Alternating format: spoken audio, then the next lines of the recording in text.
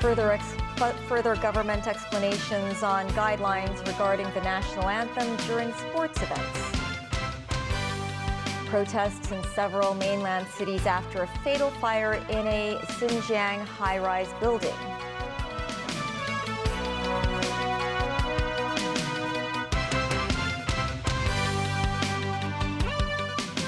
Hello and welcome to TVB News. Responding to the national anthem blunders at recent international rugby matches, the government has issued new guidelines instructing athletes on what appropriate measures to take if similar incidents occur again in the future. The Secretary for Culture, Sports and Tourism said the move does not target athletes, adding that all Hong Kongers have the duty to protect symbols of the nation. Timothy Lee has more. Speaking with TVB News, Secretary for Culture, Sports and Tourism, Kevin Yeung, stressed that the guidelines are not meant to punish the city's rugby team for inaction, but serve as a set of instructions that can guarantee respect for the national anthem and the SAR flag.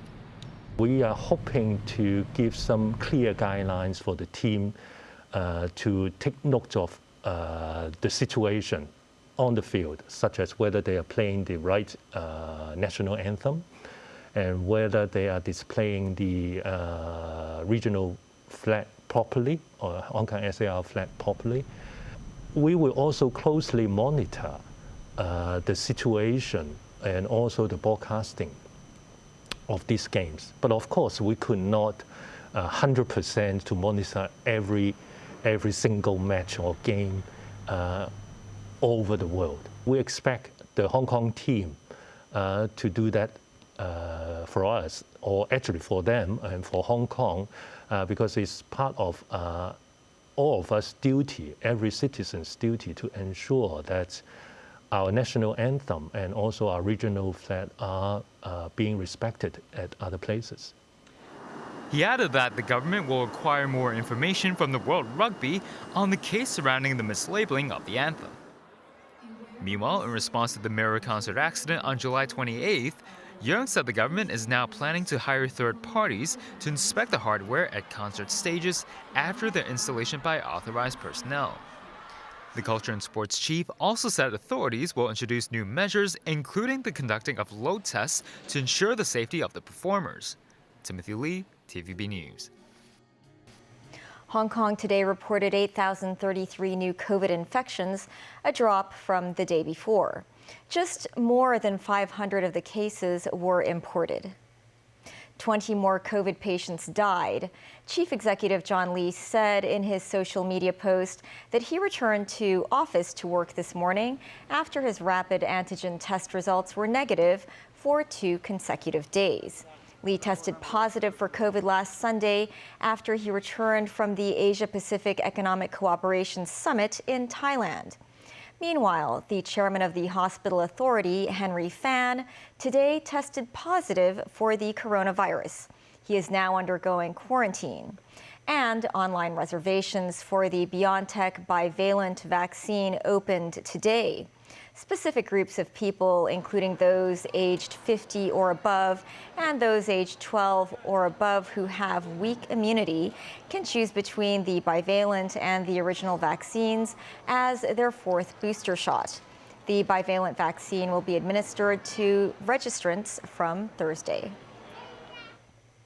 The mainland reported more than 39,000 new domestic infections. As the country races to battle the surge in cases, protests reportedly erupted in several major cities, including Shanghai and Beijing. The unusual show of defiance reportedly came after a fatal fire in Xinjiang, where some people alleged that rescue efforts were delayed by COVID-related restrictions. Jackie Lin reports. A vigil turned into protests in Shanghai in the early hours of Sunday on a road named after Urumqi, the largest city in the Xinjiang region. Serve the people, some enraged citizens chanted. Pockets of protests reportedly unfolded in Nanjing and the capital city, Beijing, too, as a rare display of public anger after a deadly fire last Thursday night in a high-rise building in Urumqi left 10 people dead. Some internet users surmised some victims there could not escape in time because the building was partially locked down. Authorities denied the allegations, attributing the delay to the many cars parked in the compound. In the wake of the tragedy, Urumqi officials today said normal activities and public transport would resume in areas of the city considered as low risk for COVID starting Monday. This as the mainland rushes to quash COVID outbreaks in multiple cities. Guangdong reported more than 9,000 new cases, with the bulk of them hailing from its provincial capital, Guangzhou. 10 districts in Shenzhen, including Luowu, unveiled fresh citywide anti-pandemic restrictions. Restaurants and staff canteens can only operate at half their capacity for dine-in services. Public venues such as bars and cinemas can only allow patrons at half their capacity too. Travelers from other provinces can only enter these premises 3 days after arriving in Shenzhen. The Vatican has accused Chinese authorities of violating a bilateral pact on the appointment of bishops by installing one in a diocese not recognized by the Holy See. Beijing has yet to respond on the issue. The Vatican said it had learned with surprise and regret that the bishop of another district had been installed as auxiliary or assistant bishop in Jiangxi province. The move violates a 2018 agreement between the Vatican and Beijing on the appointment of bishops. The deal was a bid to ease a long-standing divide across Chinese mainland between an underground flock loyal to the Pope and a state-backed official church. Ukraine accused Russia of weaponizing food as Kiev commemorated the 90th anniversary of the start of a Soviet-era famine that killed millions of Ukrainians. In the capital, Kiev, President Volodymyr Zelensky took part in a string of diplomatic engagements. Elsewhere, fleeing shelling, civilians streamed out of the southern city of Kherson. Daniel Rowell tells us more. Ukraine held its annual Remembrance Day for the Holodomor, which roughly translates as death by hunger, on Saturday. It commemorates the deaths of millions of Ukrainian peasants from starvation after Soviet leader Joseph Stalin dispatched police to seize all grain and livestock from newly collectivized Ukrainian farms, including the seed needed to plant the next crop in November 1932. Ukrainians typically mark the Memorial Day, which was established after the country gained independence from the Soviet Union in 1991 and which falls on the fourth Saturday of November, by placing candles in their windows. In a statement on Saturday, Ukraine's foreign ministry accused Moscow of reviving the tactics of the 1930s. The ministry said Russia's genocidal war of aggression pursues the same goal as during the 1932 to 1933 genocide, the elimination of the Ukrainian nation and its statehood. Ukraine's foreign ministry also condemned what it said were Russia's current attempts to weaponize food by undermining a UN-brokered deal to unblock Ukrainian grain exports through the Black Sea. In the capital, Kyiv, Ukrainian President Volodymyr Zelensky took part in a string of diplomatic engagements. He welcomed several European Union leaders for meetings and hosted an international summit on food security to discuss food security and agricultural exports from the country. On the food crisis sparked by Russia's invasion, Zelensky stated that hunger should never again be used as a weapon. On the battlefront, Russia has been targeting critical infrastructure across Ukraine in recent weeks through waves of airstrikes that have sparked widespread power outages and killed civilians. Fleeing shelling, civilians streamed out of the southern Ukrainian city of Kherson on Saturday, which had been celebrating its recapture from Russian forces. Meanwhile, a Russian missile strike hit the city of Dnipro. According to Dnipro's mayor Boris Filatov, Russia fired high-precision missiles at private residences in the city. A state emergency services representative said it was a miracle that people were alive after the strike. The Kremlin has denied that its attacks have been aimed at civilians. Moscow stated earlier this week that Kyiv could end the suffering by meeting Russia's demands to resolve the war. Daniel, TVB News. Venezuela's government and opposition have asked the United Nations to manage a fund of billions of dollars held in foreign banks to combat an ongoing poverty crisis in the oil-rich nation. This as talks between the government of Nicolas Maduro and its political opponents resumed in Mexico City. Matthew Bray reports. Negotiations between Nicolas Maduro's government and Venezuelan opposition factions took a step forward Saturday after being on hold for a year. Mediated by Norwegian diplomats, an agreement was signed to gradually unfreeze $3 billion held in accounts overseas. This money was frozen by American and European banks after the Trump administration imposed sanctions designed to pressure Maduro to move towards free elections. The agreement signed on Saturday includes the faction backed by the US and led by Juan Guaido. Some countries see Guaido as the legitimate leader of Venezuela. Following the announcement for the UN-administered fund, the US Treasury Department issued a license to oil major Chevron to expand operations in Venezuela, allowing it to import Venezuelan crude into the US. The broad terms of the agreement are that money from the banks will be channeled to the fund to help stabilize Venezuela's electric grid, improve crummy infrastructure, and improve life for 3/4 of the population who live on less than $1.9 a day. Maduro had referred to the money as kidnapped resources for public investment. But relations between Caracas and Washington are thawing fast. It comes weeks after a major prisoner swap where Venezuela freed 7 jailed Americans in exchange for the US freeing 2 nephews of Maduro's wife. Under the new policy, profits from the sale of energy would be directed at paying down debt owed to Chevron rather than profits for the state-run oil company PDVSA.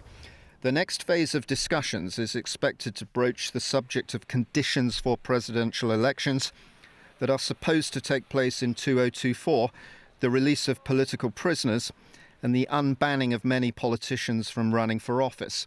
Matthew Bray, TVB News. Still ahead, the competition watchdog investigates reports of price fixing at the Aberdeen wholesale fish market. And the Fire Services Department gives Chinese-style foot drills to students from schools in Wong Tai Sin.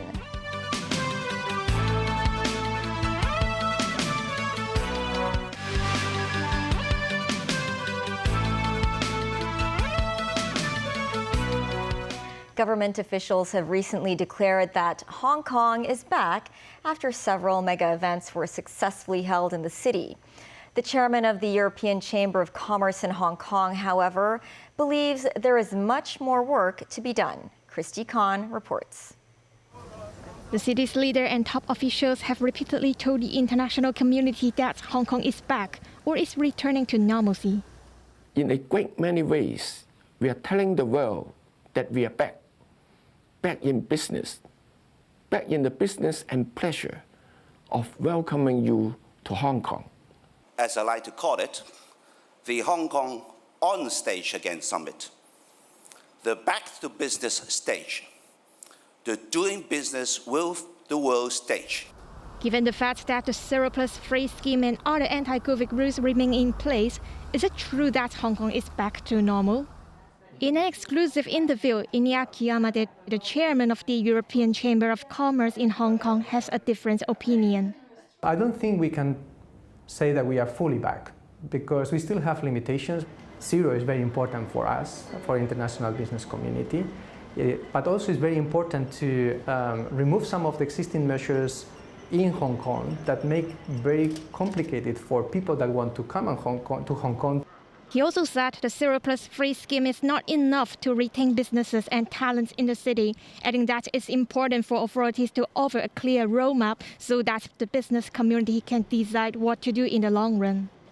He stressed that the city's constantly changing pandemic regulations, including the Amber Coast system, make it a source of confusion for overseas visitors.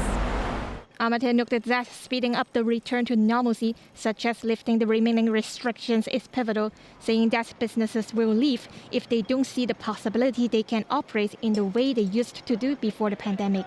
For the time being, it's very complicated. It's very difficult for us to go out and argue that Hong Kong is back. What we can talk about is that Hong Kong is making the necessary steps in the right direction to gradually open. But we definitely need more than what we have today. He reiterated that allowing people to come to Hong Kong without any worries is one of the best ways to reboot the local business and economy. Hong Kong needs to open the drawer, go back to understanding what it was that made that possible, and then put it into practice. And that basically means that they need to develop almost like a business strategy making people want to invest again, making people want to come again. Ahmad also emphasized that the city has to redevelop the uniqueness that it possessed before, understanding the needs of international businesses.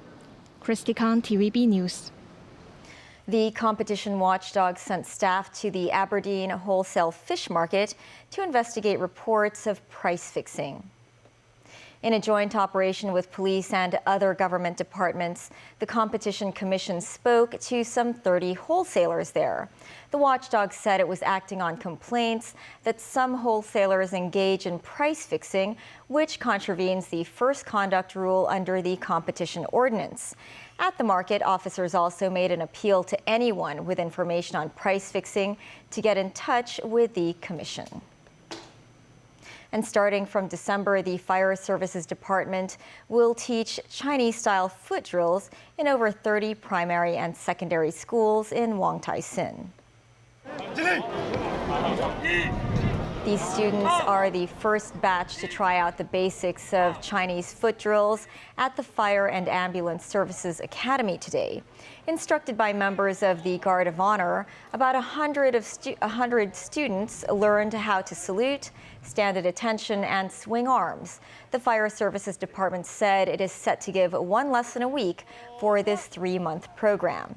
Andy Young, Director of Fire Services, said the Chinese foot drills include the elements of the national flag and the national anthem. They could help enhance pupils' national identity and sense of patriotism.